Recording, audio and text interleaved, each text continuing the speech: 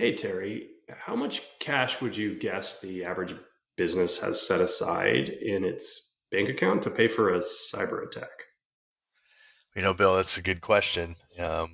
Most of the clients that I talk to either don't know how much they even have in their bank account, but some of them do. And when they do, they don't account for having to pay for anything regarding a cyber breach, or at least have anything budgeted for that. Um, so really one of the main reasons why me and you got into looking into how to inform people about cyber is that it can be very expensive. I think some of the averages are up over 100,000 to respond to cyber claims, and it's just a good thing to get prepared and have the right things in place to help mitigate that type of loss. This is Terry O'Connor with O'Connor Insurance Associates. I'm here along with Bill Hammelman with CCP Technologies. Hey, Terry. How's it going today, Bill? Great. Good to be with you again. I'm excited to be talking about how we can protect our clients from cyber attacks. Yeah. I think this is a great topic. I don't think we ever thought that we would find out as much information once we started investigating in this and what we could help our clients with. But I think we've come up really with some key pieces that would really enhance one of our clients' in portfolios, whether it was helping with their IT or with their insurance on being prepared for this type of situation. Yeah, you mentioned something interesting in when I asked you that first question. You said, the cost of an attack is gone up. Most companies probably don't have a lot in their bank account. Thinking about it, I mean, just a staggering statistic, and why I think this whole discussion is important. The average ransom payment being demanded if your company is breached and it's a ransomware attack, the average ransom payment is now over $250,000, Wow. and the criminals are moving in the direction of what's called a double ransom, where number one, they make you pay a ransom to unlock your files, and then number two, they blackmail you and say, "Well, we made a copy of your files, and we're going to send them to your clients if you don't pay us a second ransom." So, Hmm. any company that hasn't prepared appropriately may find that they just cannot afford to survive a cyber breach. And so, I think today it's probably important for us to talk about, what do you do if your company is attacked? I think that's a great point, Bill. One of the things I think we're going to set up and talk about today, we're going to talk about three main parts. We're going to talk about preparing, we're going to talk about the reacting, and then we're going to talk about the responding that we would do at the time of a cyber attack. So let's go right into it. Let's talk about a little bit about preparing. So, Bill, one of the things I know you do with your IT clients is help them do some preparation for this type of thing. Can you tell us a little bit about that? Yeah, absolutely. I mean, to understand your exposure, you have to really assess your risk. And so there's a couple factors, right? What's your technical risk? And that's what CCP is really good at helping you take a look at. So how vulnerable is your technology? Do you have antivirus? The answer is probably yes. Well, do you have multi-factor authentication? Maybe yes, maybe no. Do you have you done IT security awareness training? Are your folks likely to click on those nasty links? Looking across the spectrum for your company is an important piece in assessing your technical risk. You pair that with your business risk, and I know, Terry, you've got some pretty interesting kind of guidance from the insurance industry on how to assess kind of business risk. Can you talk about that a Yeah, little bit? absolutely. Yeah, I mean, every kind of business has a different exposure. You got from medical offices or businesses that have a lot of medical or patient information that is protected, down to, a dog sitter company who might be taking credit cards and maybe have some personal information, but not medical information, to a contractor. So there's every type of risk is different. They're assessed a little differently, but there are main things that an insurance carrier looks for that you're doing to even offer you cyber insurance coverages. And that's very important for those people to get up with their IT professional like Bill and be able to get the assessing of the situation and have him enact the things that need to be put in place. Another thing would be one of the things you mentioned, Bill, was the crisis, like the plan itself. So tell us a little bit about your thoughts on that. Yeah, when I think that's sort of one of the call to actions of this discussion is, if you don't have a plan in a crisis, where do you start? How do you even know where to begin? And so having a crisis plan something that is a response for your employees, for your vendors, your partners. How do you respond? Or is the first step going to be, calling and asking someone for help to understand what to do? You have to have a crisis management plan. You have to exercise that crisis management plan, and that plan is going to cover all of the things you do. And we'll talk about the kind of reaction and response stage here in a few moments. Yeah, I know one thing is I don't think there's many federal regulated, hey, you have to have a plan in place. There's HIPAA, there's the Graham-Leach-Bliley Act, but main thing is that they're down to the states now that are making laws on what you have to do if you're breached. So you really have to understand your responsibilities and who you have to respond to and who you have to tell about your response to those people when something happens. So there are some things for the preparation. Like tell us the last couple minutes here in the preparation portion of this is what processes and controls should we make sure that we have in place? Maybe give us 3 or 4 that people can think of and say, do I even know I have that? Yeah, no, absolutely. So, I mean, once you've assessed what your exposure is, and are you in an industry that's highly targeted, you should have specific controls in place. Number one, if you are highly vulnerable or you are in a very well targeted industry, you better well have some level of a cyber security insurance policy, because it's a question not of if but when that companies that are targeted are breached. And so you have to have some process in place to protect you, and a cyber policy is going to provide that level of protection. Other controls include having a actual technical response plan. Do you have, as an example, if you had an employee who clicked on a link and their machine starts to operate with some ransomware on it, do you have a control that would isolate that computer? Do you have remote management software that would allow you to triage that situation? If not, you need it. If you don't have a dashboard or some level of tool that will allow you to understand the what's going on in the face of a cyber attack, you need one. You need to have those controls. You need to have processes that say, if a computer is found to have a virus, it will be taken off of our network. We will isolate. These are the people who will take that action. Having those processes and controls in place is absolutely critical, because if you went to the point of understanding your risk and having a plan but not actually putting in place any of those tools, then your plan falls flat. Yeah, that makes a lot of sense. Yeah, I would think. Go ahead there. I'll just this kind of the sticking point there is often just budget, right? Oh, I mean, sure. these Yeah. things cost money, right? I've got to, yeah, I know I'm vulnerable. I've got a plan, but these controls and processes, they can be expensive, right? And so the decision point is whether you're going to be proactive about this preparation, or you're going to have a reactive strategy in the face of a cyber breach. Yeah, and I mean the only thing I would add from an insurance standpoint there would be, you would, if you do buy insurance and put it in place, there would be some numbers you could call that would give you some guidance. They could set up a call center. There's some coverages that are built into cyber policies that give you some things to benefit to the response at the time. But the thing is, you do have to have a plan. And there are certain things you do have to have in place, like we talked about earlier, to even be able to get the cyber policy in place. So there's some cost that is involved just to get your systems up in to the status where it's eligible to get cyber insurance coverage, and then you have to buy the cyber insurance. So it is a cost needed tool, but if you look at the average cost, like you said, of a ransomware attack, 250,000 compared to, what I pay for my IT services and my insurance policy coverages, it's you're definitely going to make out if you have a breach of that size or that nature. So, it's very important. It's just the transfer of risk, and it's, I guess, cost of doing business. In some industries, you have to do it. So let's talk about the reaction if we can right now. So, we've done all this stuff. We've prepared. Let's say we put our stuff in place.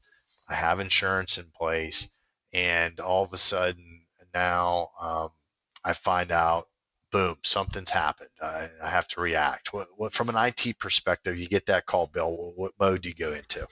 We really hope that the way that you find out that there is an attack in progress is by detection from your IT security tools. That's your ideal scenario. Again, it's really a question of not if but when. Inevitably, someone clicks on a link. Inevitably, something wasn't patched. You hope that you will have this detection of the attack in progress coming from your tools, because that allows you to very quickly lean on your IT partner and say, "Hey, this has been isolated." In our case, our zero trust tool may lock it down before any real damage is done. There was a breach, it was isolated, it's over. That's sort of the best scenario. Some of the worst case scenarios, and this unfortunately happens kind of every day, is someone calls you and they say, "Hey, did you mean to send me that email? That didn't seem like it was coming from you." Right. Yep. Oh shoot, Right. my email's been compromised. The way that you confirm the breach, there are as many ways of confirming as there are different breaches. But the primary message I would have there is, you want to be leaning on your IT experts to try to identify those things.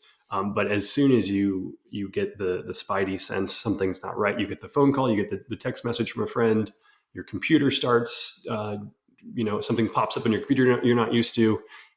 The key is you immediately take action to identify and confirm that that is in fact what's going on, Okay. because speed is of the essence when it comes to minimizing your damage.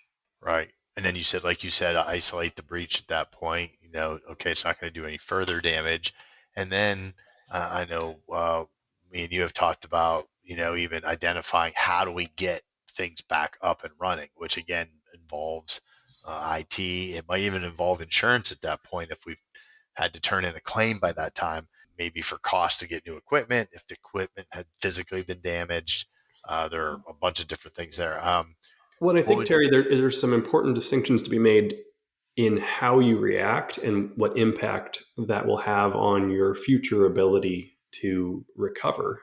So, as an example, is it true, Terry? I mean, if you do not do your utmost to contain, you don't take commercially reasonable steps to try to minimize the damage. And that could be you aren't reacting very fast. You haven't engaged security experts.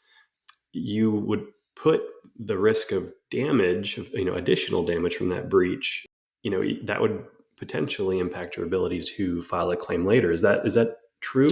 Possibly, yeah. I mean, especially if you were negligent in some sense, like maybe ignorant to the fact that you said, yes, I do two-step authentication, and you actually don't.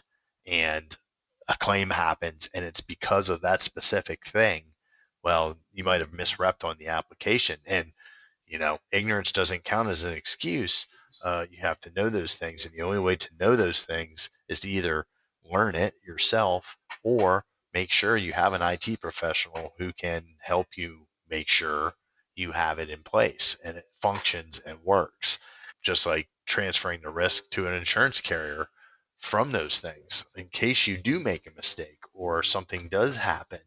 That's a conscious decision to either maybe use that bank account that we started off this whole conversation about and say, hey, that's my insurance in case of a cyber attack, which, like we talked about, not too many people carry a cash flow that is too healthy, especially including possibly paying for a cyber claim that might occur. They don't plan on doing that. So I think it's important that they know the path that they need to take and to get it taken care of and have every T crossed and I dotted when it comes to this coverage, because it's very prevalent right now. So we go through that reaction stage, and now we're into the response. So what do we respond? We just figured out, let's say we find out we did have a breach, there was some stuff interrupted. What do we do now? I mean, what would you tell your client at that point, Bill? Yeah, I mean, I think one of the most important things is really to kind of dig in and understand, forensically, how bad was it? Once you're sure the attack is over, you have fully recovered your systems, that the viruses are gone. Okay, how bad was it? What did they get? That's really important from a response perspective, because I can speak for North Carolina. There's a law that says you have to notify the media, you have to notify the state attorney general, you have to notify any of your clients whose data was potentially accessed. So there's potentially a huge effort in making all these notifications. And so having really good records and understanding of what exactly was implicated in this breach, how far did it get, who was involved, what steps did you take, having those good records is critical to informing the rest of your response, because you'll have to respond based on how successfully or unsuccessfully you reacted to that attack. Absolutely. I think that's a very good point. And, they would also probably at that point, if they hadn't already, turn in an insurance claim, whatever their duty at the time of a loss is. So they determine they have a loss now, whatever their policy would say. Usually the duty is as soon as possible to, let the carrier know something's occurred so they can get involved. They probably would get the carrier involved at that point and find out what they needed to do next step from an insurance advice standpoint, and any other service centers or anything they would need to set up. There'd be also some monies possibly available to help with some of the costs, depending on how the policy reads. So Well, at I think that that's an point, important point, Terry. I mean, we touched on it real briefly in kind of the reaction phase, but if you do have that insurance coverage, that's a set of resources that you can use for guidance. During the reaction phase, it's a set of resources you can use for guidance, certainly during the response phase, to understand what are the duties you have, not only to your carrier, but to, the local laws, right? What are the duties you have? Leveraging that resource, that insurance, someone such as yourself, an expert in the field, seems like that would be a critical step in understanding how to respond as well. sure. I mean, absolutely. I mean, one of the things that I did for a client just the other day was do a calculator for him on what would my potential loss be if I had a breach.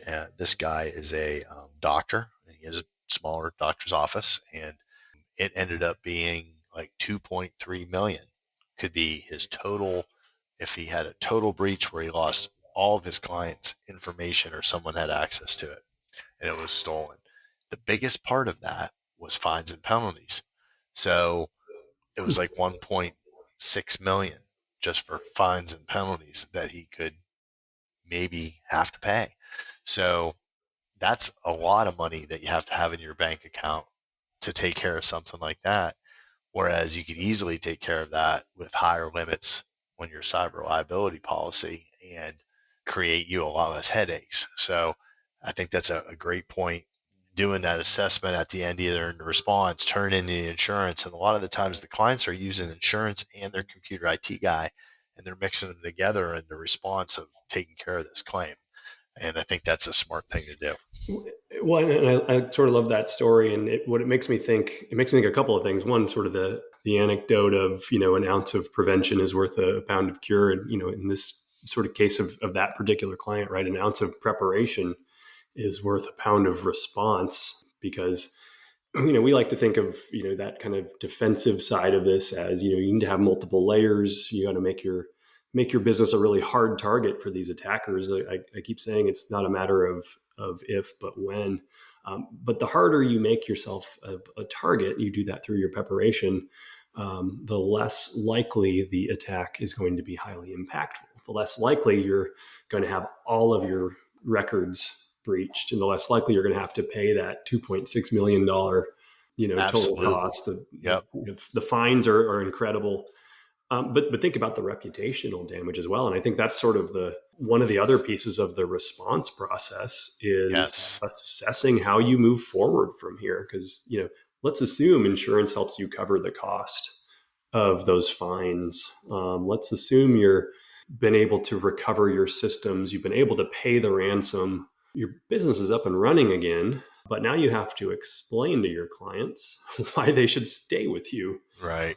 again, I come to thinking about, that ounce of preparation would have saved you that pound of having to respond to your clients with a, hey, I promise you this will never happen again. I learned my lesson. Yeah. And that insurance that cost that doctor was probably around $6,500 annually. So you can show, what you could pay to get the coverage that cover your full blown cyber event. But like you said, if you mitigate it up front, you can really cut down a lot of costs. So I think we've had a great discussion today, Bill. I appreciate your time and answering a lot of questions that my customers have, even when I'm talking to them, and they need to engage their IT professionals more often.